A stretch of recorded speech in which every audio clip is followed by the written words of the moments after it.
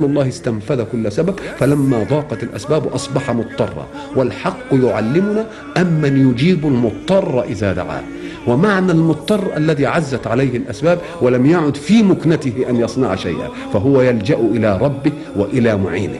هكذا فعل رسول الله، ووقف موقفه الضارع حين قال: اللهم إني أشكو إليك ضعف قوتي وقلة حيلتي وهواني على الناس، يا أرحم الراحمين، أنت رب المستضعفين وأنت ربي، إلى من تكلني؟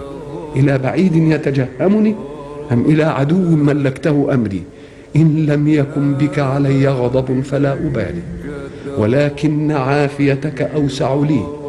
أعوذ بنور وجهك الذي أشرقت له الظلمات وصلح عليه أمر الدنيا والآخرة من أن تنزل بي سخطك أو تحل علي غضبك. لك العتبى حتى ترضى، ولا حول ولا قوة إلا بالله.